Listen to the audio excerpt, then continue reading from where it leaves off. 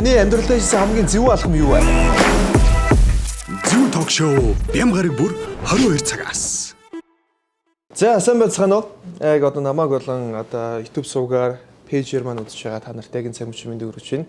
Зөв ток шоуны 2 дахь дугаар та нарт өрхөд бэлэн болжээ. Тэгээд одоо нэг хатуу хөлөөрөө тавигдах гад биш ээ. Хатуу хөлөөрөө дахиж одоо 14 хоног сунгах гээд байгаа учраас би бас зочинтойгоо ярилцаад хатуу хөл хорионы өмнө энэ нэвтрүүлгээ бичиж байгаа. Тэгээ энэ нэвтрүүлэг бол яг 2021 он гарсны дараа цацагдах байгаа шүү гэдгийг хэлэхэд маш гоё байна. Тэгээд хоёр дахь зочноороос их олон бас сар бодсны эцэст хэнийг оруулах вэ гэж нэлээд олон зочдоос бодож байгаад за энэ хүнийг хамгийн анх нэвтрүүлгээр оруулъя гэж бүр бодож ирсэн. Тэгээд амжихгүй явсаар байгаад хоёр дахь нэвтрүүлэг дээр оруулж байна. Тэгээд өнөөдрийн зочин бол Positive Mongolians-ийн дөлгөөн эгч маань орж байна. Тэгээд эрсэнд баярлаа. За баярлалаа, эрсэнд баярлалаа. Гар барьж болох. Тэгээд гар барьж болохгүй л ингээд асуусан эгч. За тэгээд маань нэвтрүүлэг маань өөрчлөгдөд Зөв ток шоу гэдэг YouTube сувгаар болон Зөв ток шоу пэйжээр маань танарт хүрч байгаа. За тэгээд за хөл оройгоор гэртэл байсан баг тий. Гэртэл байлаа, эмнэлэгт байлаа. Эмнэлэгт байлаа. Тий, хамраа янзлуулсан байна. Тий, хамраа халуунарсан. Тий, мэдхгүй хүмүүс байх юм бол бас хамраа нь яагаад ингэсэн бэ гэдгийг тэг товчхон таныг хэлээд өгч. Яг ер нь бол нэг влог хийсэн байсан тий. Амар олон хүмүүс асуугаад байсан болохоор нь влог хийсэн. Тэгээ адилхан проблем хүмүүс аяг их юм лээ. Тэгээд яг хагалгаанд орох үгүйгээ мэддэггүй, эмчтэйг үзүүлэхээ мэддэггүй, таславчийн мөрөлттэй маш олон хүн байд юм лээ. Тэгээд ийм хүмүүс мэдээлэл асуугаа тий. Тэгээ яг яагаад хагалгаанд орсон юм таславчийн мөрөлтөхээр яг ямар хагалгаа эдийн яад эдийн асуугаадсан болохоор нь Монголд аяг түгээмэлээд болохоор энийг тайлбарлаад бичлэг хийсэн. Тэгээд юу яасан? Таславчийн мөрөлт гэдэг нь одоо энэ гол энэ тасалж байгаа энэ дундах одоо юу хэмтэй одоо нэг таславч за. Хоёр талаар ингээ амьсгалж байгаа шүү дээ. Тэрний чинь дундуур ингээ хуваацсан байгаа юм. Тэр юм ясаа байдаг. Тэр нь нөгөө мөрөлттэй. Тэгээ дээрээс нь хамар маань өөрөө багтаа хугараад тэгээ буруу ингээд идгээд тэр нь бас далилттай. Далилтаасаа болоод бас ингээд юмдаа нөлөөлдөг. Дээрээс нь хамар маань дотор бас цооролтой. Амарсан бод. Амар олон гэмтэл тийм тий. Тэгээд дотроо гамрит нь бас ингээд энэ артл гамрит маань асуудалтай болсон. Гамритийн хөндөй маань. Тэгээд нөгөө хаалгаанд яралт орохгүй бол энэ ингээ өрөөсөө л үсээ сүлдээ амьсгалахад хэцүү болоод миний хамрын нөхөн амар юм давчуу. Тэгээ ингээ амьсгалахад дандаа дутуу амьсгалаад тэрийг нэг анзаардгүй. Тэгээ яг эмчид үзүүлсний дараа эмч намайг нөгөө ингээ шалгаад тэгээ би ингээ хамраа мураа таглаад ингээ үтсэн чинь үнэхээр дутуу амьсгалдаг мэдээд тэгээд хаалгаанд орох үнэхээр зайшгүй хэрэгтэй. Тэгээд хаалгаанд орсон. Хаалгаанд орсон. Одоо давхар амар амьсгалж байгаа. Давхар яасна. Жохон энийг янзлалт яа тэгэхээр өндөрлөөснө. Голынхоо ясыг аваад энэ нөгөө хугаралтай байсан ясыг ингээд зүтдэж одоо буцаад хуглаад ингээд босгож ирж гипсдт юм байна штэ. Ингээд нөгөө голынхын таславчийг авцсан энийг ингээд хуглаа ичлаа чи миний хамшиг шилж чад орчихно сте. Ингээд бүр ингээд байхгүй болно штэ. Тэгэхээр энийг чинь зайшгүй нэг нуруу хийж ингээд барихгүй болохгүй гээд тэгээ одоо ингээд нуруу буюу одоо энэ дээр ингээд нөө барьж өндөрлөж тийм. Өндөр болсон байна шүү. Одоо тэгээд миний ясыг ингээд гипсээр ингээд одоо шахаж энэ хэлбэрт оруулаад гипс тавьсан. Хизээ авах юм. Одоо энэ нэг 90 тоног авчих хаа. 90 тоног авчих тий. Ер нь нэг сарын дараа л яг энэ нөгөө таславчийн бүх юм эдгээрээ л дуусна. Монголд хаана хэлэх үл сайн байна? Гэхдээ тэгэл хүн яг өөртөөхөө эмнэлэгтээ үзүүлээл хаанаа сайн гэсэн өөртөөхөө өслөөрэл гол нь нөгөө эмчил юм байлээ. Сайн эмчтэй. Сайн эмч хаана хийж гин. Угаасаа эмчнэр чинь ингээд тойроод эмнэлгүүдэд гэрээтэй ажилладаг штэ. Ганцхан улсын эмнэлэгтэй биш хувийн эмнэлгүүдээр ч гэсэн гэрээтэй ажилладаг. Тэгэхээр эмч хаана байна? Эмчээд бараадаа тэгээ араас нь асаргаа хөшлгээ одоо нөгөө нэг давхар энэ ингээд зүгээр ингээд хаглаг л дуусчих шүү дээ. Араас нь эмчилгээ хийн. Тэгэхээр тэгэл өөртөө таалагдсан эмнэлэгтээ очиад үзүүлж харуулж байгаа л хэлсэн байна. Заавал тэр эмнэлэг гэхгүй тийм. За тэгээ маань нэвтрүүлэг маань одоо Michelle Expo-гийн Walk Institute руу байрладаг Сузран ресторан дээрээс хүрч байгаа Япон одоо хоолоор алдартай их гоё орчинтой. Тэгээд энэ бол chicken юу лээ? Намбан юу лээ? Варцлын яг урд нэртэй хоолоо. Тембүрэ. Намбан тембүрэ гэдэг одоо ийм гоё хоол байгаа. Тэгээд энэ хоолоор бас онаас Сузранастай дайлж байгаа. Халуун дээр бас таныг амсаач ээ гэж бодож байна. Тэгээд халуун дээр амсаач ээ гэж. Юу та пив уудгаа? Хаяа унаа тий. Тэгээд хоёулаа бас би таны пивийг хийгээд өгье. Тэгээд сайхан намбан тембурага идээд тэгээд Касберг Zebra International-ийн Касберг бирээ угаад гүндлэх чи одоо энэ заавал хөөстэй байх хэвээр нь бол одоо бирний цэцэг юм аа энэ гэл яриад сте тэгэхээр ингээд цэцэгтэй нэг өгч байна. За баярлаа. За би ингээд ишээч. За тэгээд та нэг амсаач ямар хөө амттай байна. Хойлоо тэгээд яриацлага яг сайхан эхлэе да гэж. За би энэ хөөсийн жоохон цэцгийн жоохон багсглаа. За багсахаар нь л болоо. Тэгвэл цэцгийн аман дээр наачих гэдэг. За энэ ихтэй их гоё тийм өрмөц ямарсан чикентэй нэг юм дээр нэг юм салааттай юм тий. Салааттай юм шиг ийм хаал байна. За чи их дам. Мукбанг үздэг үү? Мукбанг гэсэн амар сайн үздэг шүү дээ. Би бас амар үздэг шүү дээ. Мукбанг үзэх гоё гэхгүй юу? Гоё нөө. Чихэрлэг саустай яа. Яг тэгж харагдаж байна тий. Чихэрлэг зөөлсөн байна. Аха. За би жоохон мэдээ иднэ. Идээрээ за. Би нөгөө тос төрөгцөн байгаа учраас жоохон байж байгаа. Зочиндоос өмнө төрөлөд амсчлаа. За ингэ манай нэвтрүүлэг бол бас хуугийн талаас нь илүү танилцдаг. Нэвтрүүлэг таас төвшөөхийг орж байгааг үзсэн баг тийм. Төвшөөхчийг жилийн өмнө орсон байхгүй. Яг жилийн. 19 оны 12 сард орж ирсэн. Зөвүүн яриагаар. Зөвүүн ток шоугаар та орж байгаа тийм. Хоёр өөр нэвтрүүлэг шүү дээ. Яг хоёр өөр тустай. Тэгээд тустай нэвтрүүлэг. Тэгэхээр хуугийн талаас та нэг өөрийнхөө нэг 10 жилийн сургууль те дээд сургууль нууц биш бол насаа те ингээд нэг хувийн мэдээллүүдэд та нэг үзэж өгөөч. Намайг битгий таа гээ. За би ихдээ 31 настай. Багтаа 84 дэх сургууль сурч исэн. Тэгээд юу их сургуультай мост сурч исэн. Ер нь бол мэрэгжил эдийн засгийн ахлан мод гэж мэрэгжилтэй. Гэхдээ мэрэгжилтэй угаасаа маш муу. Тэгээд сонирхолтой. Би ер нь сураагүй. Маш сонирхолтой. Төгссөн биз дээ. Төгсөөд мэрэгчлэрээ би 5 богдод ажилладаг байсан. Тэгээд 2 жил гарan бас дараа нь МСС-ийн төсөл дээрээс ажиллаж исэн. Яг мэрэгчлэр бол ажиллаж исэн. Дургуйч гэсэн. Дургуйч гэсэн. Тэгээд азар нөгөө суур мэдлэг мууч гэсэн. Нөгөө програм дээр аягүй сайн ажилладаг, хурдан ойлгодог. Тэгээд тийм учраас нөгөө бүх юм програм дээр явагддаг учраас тэгээд нэг муу ажиллаад яваад гэсэн шүү. Мэдээж сургууль дээд сургууль төгсөнөөс гадна нэг хүний нэг баган ээж аавын суур хүмүүжил гэж хамгийн чухал гэж би боддог байхгүй. Энэ бол за хичээлийн боловсрол бол яах вэ те?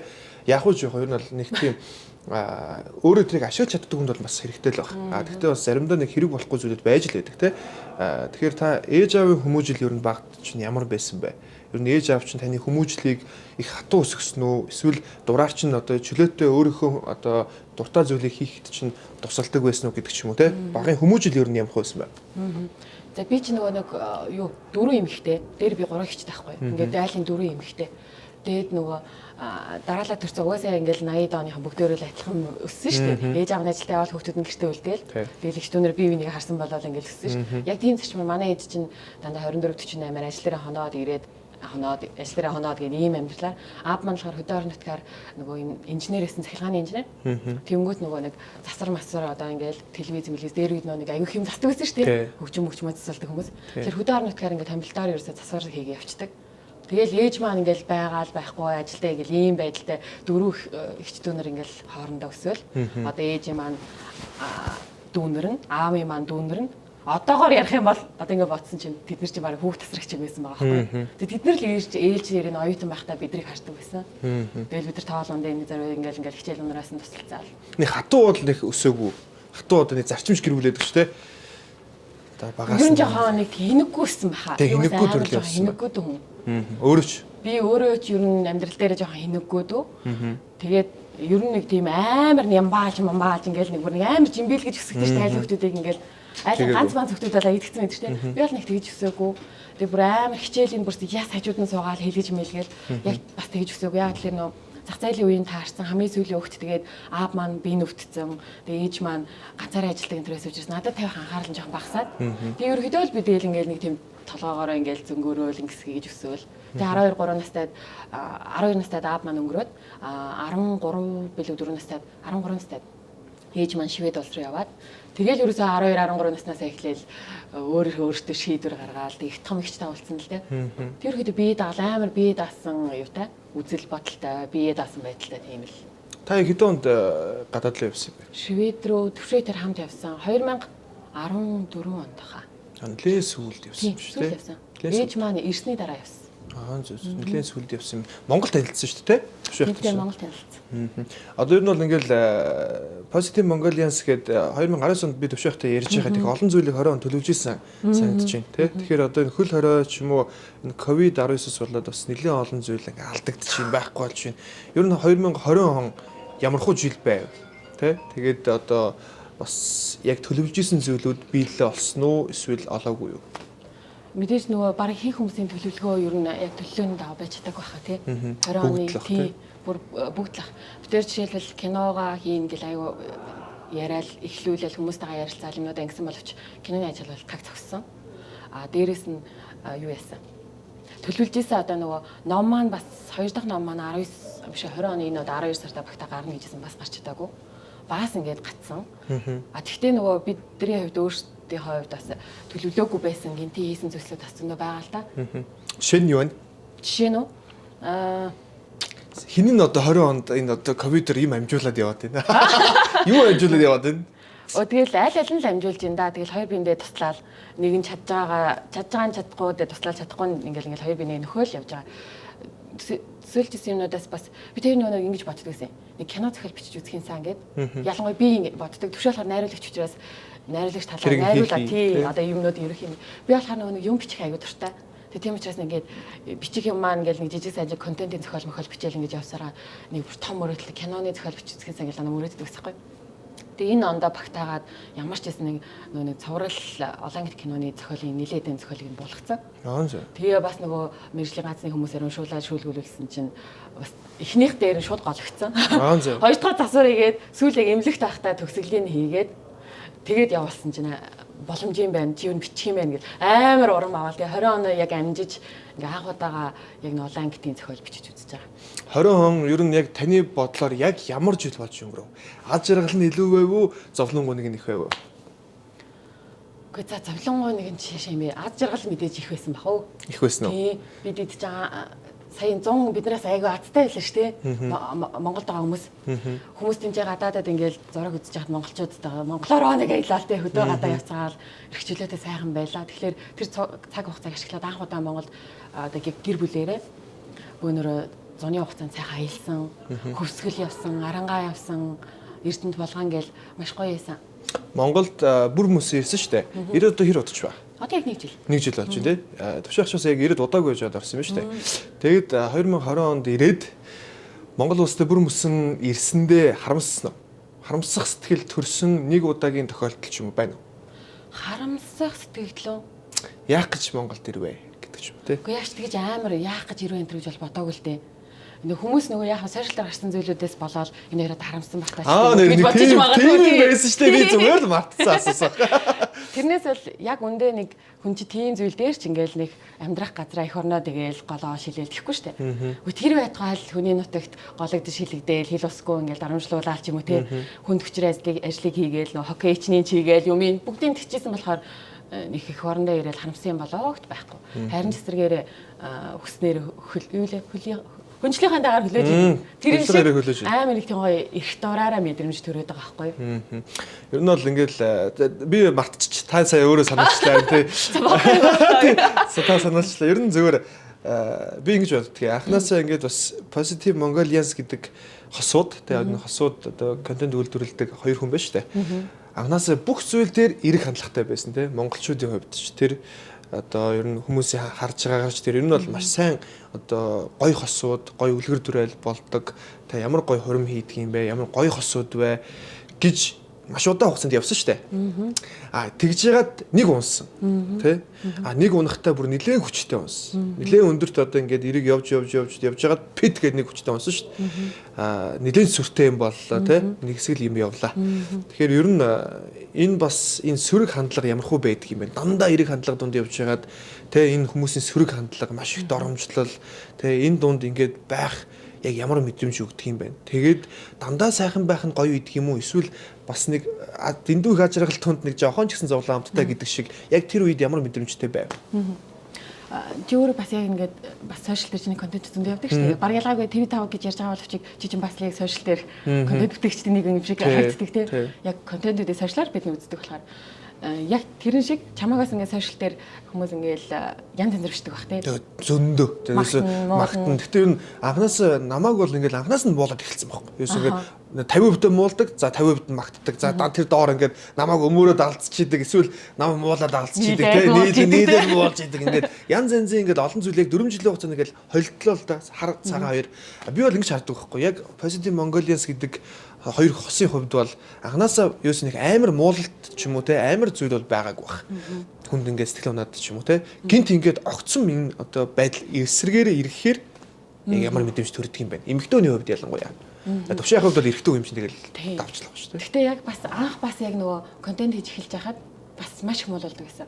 Тийм үү? Одоо энэ алдартай энэ харлагын хамрын маань бас баян яриастай. Энэ нэг далийн хамртай, далийн хамартай гэж ингэдэг гэсэн. Тэгэл анх ингээл зориглол тэр чинь нөгөө нэг анх удаа ер нь бол контент бүтээж байгаа хүмүүс олон нийтэд юм хүрээсэй л гэж хийдэг те. Одоо жишээлбэл танаа контент чинь хүн бити үзээсэй гэж хизээч хийхгүй те. Хүмүүс үзээсэй гэж хийдэг. Яг тэр шиг биднээс анх хүмүүс үзээсэй гэж контент хийсэн. За тэгээд энэний араас юу ирэх бол таа тэгээд янз янз юм ирэх байх гэд. Гэхдээ нөгөө анх удаа учраас тийм ойлголт байгаагүй. Тэгээд тэгэхэд хүмүүс ингээл нөгөө нэг далийн амартай амаа. Ерөөс ингээл дандаа гадаад хүн үзэмжээрс байнга моолаас. Тэр үе чинь битээ нөгөө шведд амьдардаг. Тэгээд ингээл дөнгөж эхлээл гэсэн чинь шууд хүмүүс ингээл амжлаад гэсэн хүн чинь яг ингээл шантардаг юм байлээ шүү дээ. Тийм гэж мдээгүй. Бич тийм ямар хэцүү юм бэ одоо би энэ бичлэгийн ихийн төлөө хамраа засуулах хэрэгтэй юм бах та. Бичлэгийн ихийн төлөө би одоо яриагаа засах хэрэгтэй. Би нөө амар гэдэг үгийг аягүй хэрэгэлдэг. Тэгтээ ядаргаатай амар гэдэг үг хийлээ тэргээл. Тэгээ ингээ ярианы маань хев маягийг гоочлон, харагдах өнгө үзэмжийг гоочлон, өсний өнгийг хүртэл ярина. Ингээл эмэгтэй хүнийг бол бүр детальчилж ингээл яриа штэ. Өмсөж зөөснийг ярина. Ямар гачин юм өмстэй. Яаж би нөө шведдээсэн болохоор миний стил арай өөр. Тэнгүүд хүмүүс нөгөө тэр нүдэнд нь өөр харагдаад байгаа учраас өөрийнх нь боддог гоё гэдэг стилээс нь би өөр учраас амар хөөс оромжлал ингээл бичнэ. Тэгээд тижээнээс нэг жижиг сайжиг ингээ нэг дархлаа суугаад явандаа. Бас нэг жоохон тий. Тэгээд явжсэн чинь би тэр чинь болохоор тийм өөртөө эерэг хүмүүс биш шүү дээ. Одоо ингээл чохом ингээл тий өдрө болго инээгээл одоо бүх юм эерэг байгаад мэдээж тийм байхгүй шүү дээ. Энд дэр юм даалцсан юм яа? Гү би өөрөө энэ цагтаа болдгоо. Би маажаа суужхгүй. Гү юм даалдаг биш. Өөсөөрөө ингээ энэ захтаад ингээ маажчихсэн. За тэгээд битээч бол тийм амар эрэг мэрэг болоогт биш. Яг адилхан сөрөг үедээс сөрөг, шүүмжлэх үедээс шүүмжлээл хараал ирүүл хэлэх үедээ хэлнэ те, ойлгох үедээ ойлгоно, зовох үедээ зовно. А тэгтээ бичлэг хийх үед дандаа хоёлаа хэрэлдэж явах та. За одоо бичлэг хийх үү гэж хоорондоо хэрэлдэж бичлэг хийнэ гэж байхгүй.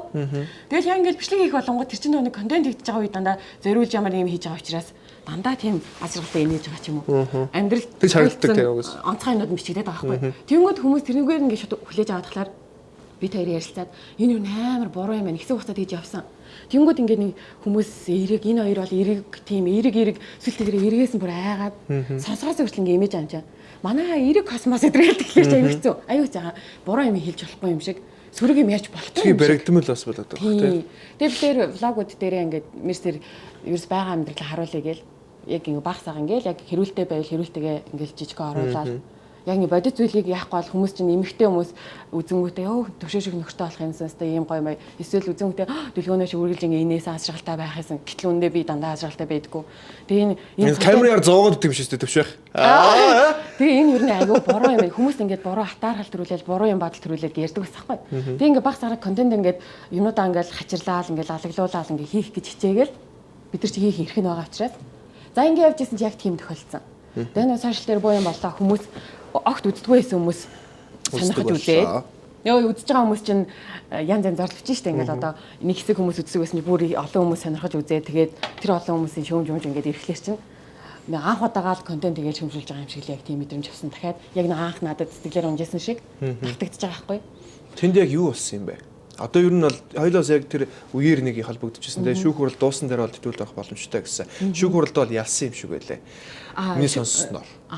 Шүүх хурал бол хараахан яг болоогүй. Юмнууд нь бол эцэлэгдээг байгаа. Тэрний мэдээ яваад байна. Шалгагдаад явж байгаа. Тэр нь болохоор нөгөө шудраг өрсөлдөөн хэрэглэгчийн төлөө газраас тухайн байгууллагад бол үйл ажиллагаанууд нь хяналт шалгалт хийгээд ганцхан бид нар биш юм билээ.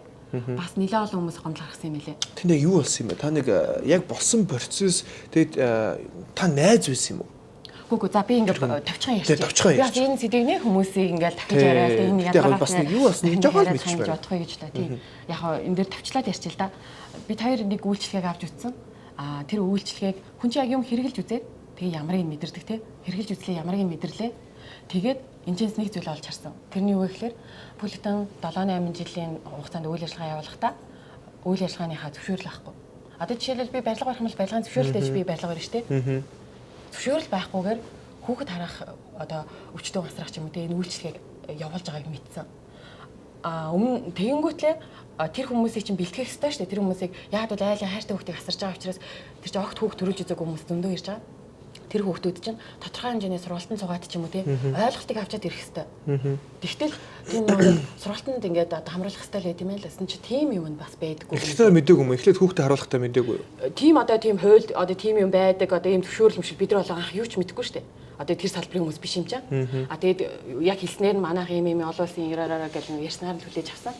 Тэгээд яг яваанд нь яагаад ийм асуудалтай байгаа болоо гэдгийг нь бид нэр сүүлд нь ингээд мэдчихэж байгаа байхгүй. Тэгээд энэ байдал нь ингээд нөгөө явуулж байгаа үйлчлэгийн дотор одоо асуудалтай байгаа. Дотмор одоо юутай? Юу хэмдэ одоо чанаргүй байгаа нь гараад байсан шалтгаан нь ерөөсөө үйл ажиллагааны зөвшөөрөл байхгүй. Тэр чинь шаардлага гэж зөвшөөрөлтэй байна шүү дээ. Шаардлага гэж зөвшөөрөл аль байсан сургалтын цолгоно. Тийм зүйл нь байх байгааг нь хэлсэн. Гэвч энийг өвлөн зөвшөөрөөгүй.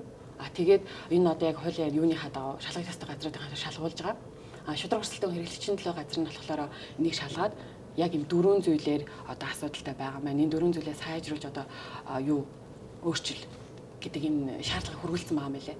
Тэг яг л нөгөө бидний яриад байсан нөгөө нэг ажилтаа сургах тий ажиллах орчин тэр нөгөө одоо ингэ завьж нэг тэр дөрвөн юм байгаа. Тэр нь надад одоо юугаараа байгаа. Цаасаараа ч байгаа юм. Шүүх хурлал болоог юм уу? Яг шүүх хурлан болоо. Тэр чинь тийм хурдан болдгүй юм байна. Тийм. Бид хоёр ч бас ингэж бодохдоо ингэж шүүх хурлан залаар ингэж болчих юм байх гэж бодсон. Тэсэн чинь ингэж бүх хэмжээнд хуулийн дагуу хугацаатай тэр чинь ганцхан бидний одоо энэ гаргасан гомдол ш өөр зөндөө хүмүүсийн гомдол цаг хугацаа гараад явж байгаа. Төвшөө байхдаа хамт та хоёр шивэд нэлээд удаа амьдэрсэн шүү дээ. Гадаад дэс огт амьдраагүй байж байгаад тийм Монгол улстай ерөөсөө сойрон байж байгаад яг санийх шиг тохиолдол болсон бол та хоёр яг ингэж эцэн хүртэл явах байсан уу? Тэгэхээр шивэд амьдэрснараа та яг юуг олж яваад яагаад энэний төлөө тэмцсэн бэ гэдэг чинь мэдхий өсч байна. Бид хоёр нөгөө нэг харсан юм зүгээр хэрвээ бид нар дуугүй байгаад байл байгаа л байна. Үйлчлэгээ одоо юм ерөөсөө сайжрахгүй. Зүр бид хоёрын яг ингээд нөгөө хийлж одоо дуурсан шалтгаан нь ийм байсаар хатлан тэрийг мэдчихэд ингээд дуугүй байгаад байвал одоо ингээд нөгөө бахиад тэр юм байгаа л шүү дээ. Үргэлжилсэн хэрэгтэй. Тэгэхээр хин нэгэн тэр чинь хэлэх л ястай. Юм яг юмныхаа дагуу явах л ястай. Тэгээ тэрүүнийг хэлэхдээ одоо яахтай би нэг юун дээр уйлцсан юм л да. Үнэхээр надад хэцүүс нэгдэ уйлцсан. Хэвлийн байгуурал дээр тийм. Тэнгүүд хүмүүс нөгөө нэг гол яриад байгаа тэр нөгөө байгууллагын зөвшөөрөл байхгүй байгаа ч юм уу. Тэр нөгөө үйл ажиллагаа тэрийг нэг анзаарахгүй. Энэ бол одоо өөрөө хүүхд тарчдаггүй уйлаад байна гэх юм уу. Тэгж харсан. Гэхдээ нөгөө манай монголчууд чинь яг тэрхэн зурдаа ингэжсэн ч гэсэн эргээд нөгөө нэг юмнуудыг нөхөж үзээд тэгээд болсон мөрчтэйсийг хараад анализ хийсэн юм шиг байна. Юуны дараа хэвлэлийн байгуур хийсэн дараагаас эхлээд хүмүүс буцаад яг ойлгож эхэлсэн хүмүүс нь чат хийж идэх байхгүй. Анх бол яг нэг гадны юугаар нь шууд яг уйлсны дараа ер нь их олон хүмүүс та хоёрыг эсрэгээрээ ингээд дахиад одоо нэг эрэг талаас нь харж эхэлсэн. Үгүй уйлсан ч харин нөгөө хүмүүс чинь бүр уйллаа гэж үгээд ямар жүжигчин хүүхэн бэ энэ гэсэн байх шиг үстэй. Уйлсан тэр нөгөө юугаар ч юм мэм энэ гаж гараад төвшөөгөө өсмөсөө. Тэгээд сүүлдээ яхаа нөгөө нэг хүмүүс яг ингээ мэдээллийг эхлээд нөгөө нэг гарчгаар ингээд манайх ч дүгндэг шүү дээ. Гарчгаар дүгнээд явандаа нөгөө агуулгыг уншсан юм шиг байна. Тэгээл хүмүүс нөгөө Instagram энтрээр бичээд одоо ингээ ойлголоо. Одоо дугаарсан юмныхаа шалтгаан нь ийм учиртай байсан байна гэдгийг нь ойлгоод тэгээд ийм учиртай энэний араас магадгүй одоо өөр зөндөө олон эцэг эхүүд яг бид нар шиг ингээ завгүй ажил төрлийг ингэж хахад хүүхдээ ятаж сургаагцсан тий найдвартай газар ингээд яг албан ёсны найдвартай газар үлдээгээд явах боломжтой байна гэдэг одоо ийм юг ойлголоо энэ төргээд дугаарснараа энэ сайжрна үйлчлэгээ дугаарснараа сайжрна. Тэр үедээ мод болж байгаа гэсэн тий. Та энийг давчхан хариулаарай. Хариулахыг бодоорой. Ер нь бол гадаадд ер нь завгүй байдаг. Монголд ч хүмүүс адилхан завгүй байгаа тий. Гадаадд хүүхд харах үйлчлэг илүү их байдаг баг. Монголд бол дэлгэрээгүй байгаа гэж би бодож байна. Ажил ихтэй ч гэсэн хүүхдээ хажууд нь харах ч юм уу боломж юусоо байгаагүй. Эсвэл ээж аавдаа ч юм уу эсвэл нэг ойр тойрны хүнд харуулах ч юм уу тийм боломж байгаагүй. Яг таныг нэг хамаатан садан чирж харж исэн шиг тий. Одоо би ингээл батглаар намайг ч гэсэн төвшөөг ч гэсэн багтан ч юм уу ингээд хамаатан садан хүмүүс харж исэн байгаа байхгүй. Гэвч яг нэг хоорондоо гэрээ ээж ч юм уу гар хэсгэрч мөнгө төгрөг цалин л өгөөг болохоос ш. Яг хүүхд тасрагчийн тэр ажлыг хийж исэн байгаа. За манай хүүхд ингэж хараад тэгэж хараа нөгөөд нь за яг тэрүүгээр нь хардаг байсан. Яг л тэрэн шиг одоо би ингээд ээж нарт харуулах юм аа нэг ажил шин шивэдэд байгаа. Нөгөө ээж маань болохоор би юмтай. Тэгээ хийж рүү хэрэг удаа харалчих юм бол ээж маань би өвтчихнэ. Тэгэхээр одоо битэршнэ доороод үгүй төвшөөгийн дэнд болохоор гадаад дэдэг. Тэнгүүт чи одоо ингээд битэр шиг гэрүүлээд тас зөндөө байгаа байхгүй юу? Ингээд ажил ихтэй тэгээ дээрээс нь туслах хөнгөө.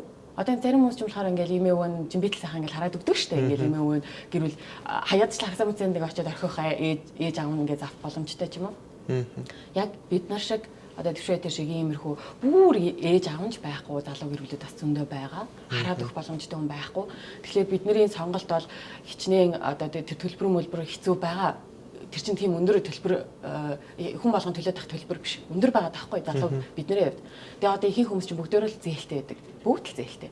Тэгэхээр энэ бол одоо ингээд монголчууд харахтаа хүн болго авч чадхааргүй энэ бизнес болол энэ одоо салбар болол хүмүүс нэх яадаггүй байх Монголд шинэ мэн гэдэг аавчиг яг цагаа тулсан чинь жилдээ баг амар олон хүмүүс бүртгүүлсэн байдаг юм бас нэг мэдэгддэг юм байна тийм мэдэгддэг л болохоос биш ил ингээл бид нэр ярьсан болохоос биш тэр цаана үйлчлэгийг авч байгаа яг л адилхан ингээл ажлал амьдрал зээлээ төлөөд ингэж байгаа залуу гэр бүлүүд байнгын тогтмол ирсэн баг цагаа маягаар авдаг хүмүүс байт юм билээ. За боллоо. Ерөнхий ивент тэтгэгч Seniore UB. Ивент тэтгэгч Axe Family Club. За тэгээд одоо яг энэ сэдвэр хэдхэн асуулт. За тэгээд одоо дуслаа. Тэгээд одоо хэдхэн сэдв. Одоо ганц асуулт. За яг ерөн зүгээр ингэж төлбөр өндөр юм байна шүү дээ. Тэгээд саяны асуудал тий. Тэгэхээр яг одоо энэ үйлчлэгийг авахд бартерын асуудал байсан юм уу? Яг наадхан дээр чинь би бас ингэж асуух гээд наадхан чи би яг чамайг асуухах гэж бодчихсон байхгүй. Бартер гэдэг энэ ойлголтыг хүмүүс л хараа нөх хүүхдэд бартерцсан тэргээд энэ тиймэрхүү их яваад шүү дээ. Тий. Чи бартерын одоо гэрээ хийж үзсэн үү? Ямар нэг маш олон тохиолдол дээр. Бартер гэдгийг яг яаж гэрээ хийдэг вэ? Одоо ер нь бол би бол заримдаа тоглоо би бол бартер оргил гэж та ихнэр мэгтэй тоглож л байдаг хгүй. Жишээлбэл одоо яг энэ зах зээлд бол ковид гарснаас хойш ялангуяа бэлэн мөнгөний хомсдол ч юм уу те маш олон одоо хүмүүс байхгүй байгаа учраас оронд нь одоо би үйлчлэгээ ч юм уу реклам маркетингийг хийж өгөөд оронд нь би бартерын үйлчлэгээ авдаг. Миний амьдрал бол энэ энгийн зүйл. Айнаас би ичдэг үү? Ягаад гэвэл энэ бол бидний салбарт ажиллаж байгаа хүмүүсийн давуу тал байхгүй юу? Тэгэхээр энэ тал дээр бартерын асуудал байсан уу? Тэгээд ер нь бол бартер гэдгийг миний хувьд бол би зүгээр ойлгодог. Энэ бол хүүхдээ бартертах гэхээс илүү зүгээр тэр үйлчлэгэн дээр тэр газартаач маркетинг хийж өгөөд давхар өөрөөсөө одоо бэлэн мөнгө ашиглахгүйгээр одоо хийж байгаа гэсэн. Тийм солилцсон гэсэн үг тийм. Одоо энэ төлбөрийн нөхцөлийн оронд л тий оронд гэсэн. Энэ юуныг нөгөө нийтээр зарим хүмүүсийн огт ойлгохгүй байхгүй яг энэ гэтэл яг үндэ ингэ сайн бодглохоор бартерыг бидний амьдралаа хэрэглэж байгаа нь зөндөө байна. Жишээлбэл одоо байр авахта машина бартерлах энэ гэж зар байдаг шүү дээ. Одоо өөрийнхөө машиныхаа төлбөрийг өдлөө зөрүүнд нь мөнгөө яг төлөөд байгаа. Энд чинь бас л ингээл байгаа юмас бартерын хэлбэр л дээ. Хэлбэр нь тийм. Яг л энэ шиг тухайн байгууллагын үйлчилгээ манай бидний хийдэг контент тэр ингээ ерөөсө хоорондоо солилцсон зүйл. Энэ дээр ерөөсө одоо хүүхдээ танаад өглөө хүүхдээ бартартай өчид юм тийм байхгүй. Тэнгүүд биний одоо нэг ганц эмзэглээдсэн юм хүүхдээ бартарлаа, хүүхдээрээ бартар хийлээ энэ гэдэг ингээ өчсөн. Тэгээ би ингээ жаахан ухаад бодох юм бол энэ бартар гэдэг нь зөвхөн байгаа үйлчлэгийг л солилцсон зүйл. Ийм л зүйл байсан. Тийм. Тэгээ байсан л юм байна тийм хүмүүс нэг айхтар буруугаар ойлгоод бартар гэснээс ерөн зөв бартар гэдэг миний амьдрал нэг тийм сонин зүйл биш л дээ. Яг тэр олон жил тэгж явж байна. Одоо хувцс гэхэд одоо маань нэвтрүүлгийн одоо ивент тэтгэгчтэй ерөнхий ивент тэтгэгч Seniore UB гэдэг одоо миний пижакийг өгсөн газар аахгүй тийм. Тэгвэл манай зэнийг одоо бартер штэ энэ чинь одоо манай нэвтрүүлгийн ивент тэтгэгчээр ороод энийг бартерт нь өгч байгаа тийм. Энэ бол бартерын нэг хэлбэр. Тэнгүүд Монголд ирснээс хойш байраа бартарцсан гэхийн, хурмаа бартарцсан гэхийн тийм. Ер нь хамгийн том бартерын чинь хэмжээ ер нь хэдэн төгрөг байсан бэ? Тэгээд дээрэс нь энэ яг үний юм уу? Тэ бартарт чадсан бол би кул гин. Би бол мундаг гин. Монгол тийм өндөр хэмжээний бартер хийж чадчихвэл сайн байна. Тэ тэр тал дээр ер нь үнэн үү тэ? Би нэг хүмүүсээс асуудыг бүр хариулъя гэж бодчихсон тийм. За, хурмаа бартарцсан уу гэж бас асуудаг. Үгүй. Хурмаа бартардах тэр үед бид 2018 онд л доо. Тэр үед Шведэд байсан. Тэгээл бид хоёрыг бартер бүхэлдээ хормигийн бартартаар хийгээд өгөө. Монгол хийгээгүй лөө? Монгол хийж хийсэн. Тэгэхээр Шведэд амьдардаг байж байгаад ирсэн учраас бартер юм байна. Тэр бас тийм сайн хүмүүс байгууллагууд ч нэг танихгүй шүү дээ. Тэгээд юу 2018 онд тийм бартерын одоо хормоо хийдэг бол одоо сайхан хийгээ мөнгө хэмнэх байжээ. Тэгээд юм болгоныг бартер гэж хараад байгаа нэгэн зүйл байгаа. Сая хамраа инслуулсан чинь бартер ч юу хамраа бартер. Одоо хамраа сагаад өгсөн юм шиг байна. Тэгээд би дахиад яа ингээд бартер даагүй. Үгүй. Хүмүүс ингэж байгаа байхгүй. Одоо нэг юмыг ингээд яг туушраад ингээд бүх юмыг яг ингээд гэж харах гэдэг байгаа байхгүй. Тэгэхээр одоо ингээд энэ дээр нь одоо жоохон ингээд эрүүл ухаанаар манай монголчууд бодох юм бол одоо амьдралынхаа би одоо бүхэл хэрэгцээг одоо энэ цамцыг, энэ хамрыг одоо тийм энэ бүх юмаа л одоо баартарсан болох гэдэг шиг байна. Окей, үнэхээр баартар бол сайхан л чиний чадчихвэл тий үнэхээр тэгживэл зөндөл зүйлийг одоо хэмэрхэнэ шүү дээ. Тий. Байрны хувьд болохоор одоо л битэр төлбөрөө төлж явдаг. Сар болгон маш өндөр хэмжээний төлбөр төлдөг. Тэгээ одоо ковидын үед хаанаа л хэцүү байна. Тий. Яг урьдчилгаанд баартар энэ төр хийсэн юм уу гэж. Урьдчилгаа битэр өөртөө мөнгөөрөө төлсөн. Ямар ч баартар байхгүй. Тэгэхээр уг нь бол чаддаг бол би бас бодож лээ. Ингээ байраа яах гэдэг ялаа бай бидэнд битэрхий ярианд ороод их. Нэг жишээлбэл байрны урьдчилгаанд баартарыг чаддаг бол те би бол мундаг л гэж харна. Яа тэгэхээр Монголд одоо энэ маркетинг гэдэг зүйлд монголчууд маш бага хэмжээний зардал гаргадаг. Маш том компаниуд л тэ их хэмжээний зардал гаргадаг байна. Тэгээс ер нь л бага шүү дээ. Гэтэ үнэхээр баартараар хийж чадчих л хийх хэрэгтэй шүү дээ. Энэ бол би буруу зүйл гэж юусоо боддог. Тийм баартараар хийж чадчихлаа байл тэгэл одоо тэр хүмүүсийг одоо энэ баартар яаштай гэл одоо тэр хүнийг ингээл ингэж хайх тэр хүн чадсан байна. Тэгэл одоо даваа талтай юм да. Positive Mongolians-тай хамтрахыг хүсвэл хэдэн дөрвөр баартар хийх боломжтой бай. Үнийн санал өгч байна. Манай тэр контентууд дээр одоо яг ийм контент дээр ингэж хамтраа. Одоо жишээлбэл танай контент дээр энэ орж байгаа юм тий. Одоо Zebra International, Suzerain Restaurant, X Family Club гэдэг одоо биш. Яг тэр шиг бидраас ингээд нөө Big Family энэ гэл нөө хүүхдийн өмчлөнд хайрдаг контент дээр бид нар яг бас яг ингээд танахтай адилхан ингээд операторууд хэрэг болно, дараа нь эвлүүлэгч ингээд яг ингээд одоо багаараа сууж байгаа гэдэг шиг ганцаархнаа чи жишээлбэл ингээд контент хийх аяг хэцүү тий. Боломжгүй шүү дээ. Гүйж явал камера дараад ирж ингээд суугаад бид яг тийм байдлаар өмнө хийж үзчихсэн. Маш хэцүү байсан. Тэгээ Монгол ирснээс хойш хүмүүсийн тус дэмжлэгээр ингээ баг бүрэлдээд багаараа бид нэр контент хийдэг болсон. За тэгвэл баг болонгууд зардал үнийн санал гарнаа. Цалин хэрэгтэй. Тэгвэл зайлшгүй тэр хүмүүст юу хэрэгтэй учраас одоо ийм газруудтай хамтрах шаардлага үүснэ. Хамтралаа эднэрт чинь янз янз зүгт хилээд ээж болохгүй. Тэгэхээр бид нар яг өөрсдийнхөө контентыг тухайн байгууллагууд ярьсан. Үнийн санал гаргацсан. Одоо Big Family энэ төр гэл. Ер нь хэдээс хэдийн хооронд байт юм бэ? Тэгэл ер нь бол 2 сая төгрөг энэ төр гэл янз хамгийн дээдл үнэтэй. Одоо яг ямар контент хийхээс шалтгаална. Одоо жишээлбэл чиний контент дээр за чи энийг уугаад суулаа. Бүр одоо энийг бүр ингэмээр тэгмээр гэдэг чамд хийгдчихэн ч гэсэн хэцүү болно тийм. Тэгэхээр зүгээр ингэ ширээн дээр тавих чинь магадгүй өөрөнтэй. Өөр.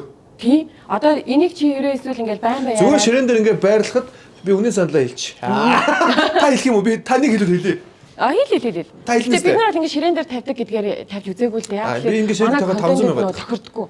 500 мянга ингээ зүгээр байших. Ер нь гэхдээ гадуур 500 тал хийдэм шиг л шүү дээ. Тийм шүү дээ. Тэр хавцаа. Гэтэ энэ бол бас тийм өндөр үн бол биш байх гэж боддог байхгүй. Бас ингээ бүхэлдэн контентын төвш гарч байгаа. Танай контент чинь маш их хүмүүс үздэг. Маш үзэлт өндөртэй учраас мэдээж үнэлгээ болол бүр хямдхан бол биш байгаа. Гэхдээ яг дундаж ч юм уу идэ үр ч юм уу байж. Одоо яг би энэ одоо YouTube сувгаар болон пэйжээрээ гаргаж байгаа. Одоо Honest гэдэг энэ студийн залуучуудад ажиллаж байгаа хөө энэ сууж байгаа залуучууд байгаа. Энэ одоо энэ ингээл те. Тэнгүүд одоо энэ олон залуучуудын ур ухаан гарч ийн те. Гоё креатив гоё санаанууд гарч ийн те. Тэнгүүд одоо юу гэдэг энэ дэр одоо жишээл гадны шууд рекламыг оруулахгүйгээр те. Шууд өөрсдөө рекламыг хийж үгүй. Өөрсдөө санаагаар те тэрийг гаргая. Тэнд би өөрөө тоглоё. Яг ийм гоё ийм креатив зүйл хийя гэж байгаа. Тэгэхээр яг та нар холбогдож байна. Дагвар реклам. За та өмнө санал. Тэгээ яг тэрэн шиг бид нар бол яг одоо ингэж ширээн дээр тавьдаг 500 тэрж байхгүй. Манай контент дээр яг ороод манай юун дээр нэвтрүүлэгт оролцож байгаа тэр бүл дээр очиход хоос очиж болдгоо. Тэгээ хоос зарим тохиолдолд хоос очиж исэн удаа байгаа л да. Гэхдээ ингээл айл майл хүүхдээ айл төвшлээ очино. Тэгэл ороод хоос очихгүй. За гарын билгийг өгүүлж гинэ. Юу эхлэл дунд төгсөлт нь юун логон тавигдаж гин. Хэрэв тэд бид реклам байгаад рекламыг тавьж болж гин. Тэгээд сайхан танилцуулах шаардлага байгаа бол огт ингээ гарахгүй ирнээсээ энэ компани манайхыг ивент итгэсэн байгаад идэг. Тэгэхээр ингээш тэр компанид ч гэсэн ингээд манай бүтээгдэхүүнийг яаж харуулж ачдаг юм шүү дээ. Тэгэхээр ингээд бүтээгдэхүүнийг юу нэвтрүүлгийн голоор ингээ харуулна, хүмүүс нь биелэглэн тэ. Иймэрхүү байдлаар ингэж бүгдийг нь харуулаад 2 сая төгрөг. 2 сая төгрөг. Түүнээс яг нэг ширээн дээр 50 нэтэр гэхэлэр зарим тохиол яг ингээд ширээн дээр 50 суугаал ингээ ялах боломж олддог. Айл ингэж ороод айл ингэрийг тойрж үзчихэж танах энийг энэ чэнэ тавьчихаа. Танаас авах рекламчлаасаа. Тэгэхээр тийм байдаг. Тэгээ контент бүтээхийн тулд одоо нөө энэ салбартны ажиллаа та нар бол олон жил ажилласан учраас энэ бол та нарт ямар ч асуудал сонирн биш байгаа. Тэгэхээр энийг нөө үзэж байгаа нийт монголчуудаараа үзэж өнгөтлээ. Яагаад сурчлагаа аваад байгаа? Яагаад бид нар энэ контентээс мөнгө олоод байгаа? Чи тийм үү нэг ийм байдлаа. Гэтэл тэрийг бүтээхэд бол артлан зөндөө хүмүүс ажиллаж гин. Тэр хүмүүс чинь зарлаа энэ гаргах хэрэгтэй. Тэгээд нэг бас юм бэ. Би бас хүмүүс ингэж хэлмэр санагдаад тийм. Телевизэд ажиллах одоо чи ингээ хуваар ажил хоёрын ялгаа нь юу вэ? Маш өөр шүү дээ. Одоо юу гэдгийг телевизийн стандарт гэдэг чинь өөрөө бас их тийм тогтцсон зүйл байдаг. Тэгээ тэрийг ороо шууд өөрчлөх бас хэцүү. Тэгтээ бас би чадлаараа л өөрчилж ирсэн. Ингээд одоо YouTube дээр ч юм уу хуваар юм хийхээр залуучуудтайгаа нийлээд одоо хүссэн одоо шинэлэг зүйлүүдийг оруулах боломж нь илүү өндөр болчих. Тийм, илүү креатив болж байгаа тийм. За тэгээ дээрэс нь чи яг нэг хөтлж байгаа одоо өмнө хийжсэн ажил нь өөрчлөгдсөн үү? Нэг амар биш л дээ. Яг нэг телевизэд ажиллагаа хөтлөөд контент хөтлөө явуулдаг. Арт нь та телевизэх байсан. Одоо өнөөдөр бол вебд суурилсан тийм таны контент. Гэхдээ чи яг суугаад хөтлж байгаа ажил хийж байгаа. Арт нь дахиад баг хамтлан байгаа. Яг энтэй адилхан одоо веб контент хийж байгаа. Бид нар бол контент бүтээгчнэр гэж явдаг. Тэг манай Positive Mongolians баг дотор байгаа залуучууд бид нар контент бүтээгч буюу ингээд контент хийнгээ артлын хүмүүс ажиллаж байгаа. Яг л чаленжуулна. Тийм. Яг л адилхан тэр нөгөө юм процесс нь ижилхэн. Гэхдээ тавигдах сууг нь өөр. Телевизэд биш, сошиал дээр тавьдаг. Тэгээ тийм болохоор нөгөө энэ маань өөрөө ингээд бас л хүмүүсийн хөдөлмөр орсон үнцэнтэй ажил хийдэг нөгөө сүүл шинээр веб контент гэж хөгжөөд байгаа учраас хүмүүс нэг олж харахгүй. Тэгээд энэ хоёр бол зөвхөн хуваараа ингээд бараг хийх хэрэгтэй. А телевиз болохоор рекламаа дундуур нь завсартай тавьж болдог. Ад нь багаараа ажиллаж цалинтай тийм байж болдог. А веб контент бүтээгчдийг юмгүйч яхан ингээд дорд үзээд энэ ийм хандлага байгаад идэх байхгүй. Тэгээд одоо чи бас энэ салбар руу ингээд орж ирсэн веб контент бүтээгч энийг болсон. Тэгэхээр телевизээр гарах байхаа би. А тийм үү. Тийм. Тэгээд яг айл айлтлаа өөртөө бүтээгээд телевизээр гаргана гэсэн. Тэгээд бас арай өөрлөлтөө. Тэгэхээр энэ чинь хөдөлмөр байгаа шүү дээ ялгаагүй. Тэгэхээр энэ бол одоо реклам гэдгийг манай залуучууд зөвөр хэрэггүй бол тий хийцийг хар тий өөрт нь одоо юу биер хэрэггүй бол хийцийг хар яаж хийж тий энэ ч бас өөрийн хүмүүсийн уур ухаан учраас танд ч гэсэн тий ялгараад гоё ядах байх гэж бодож байна. За энэ нэг юм их. За хоёлаа нэг арай өөр сэдвээр ярилцъя. Та чипс өдөрөө. Оо за баярлалаа. Одоо энэ чипс утгаар хийдий. Тафл гэдэг энэ чипс байгаа. Өнөөдөр чи амар олон юм рекламдж байна.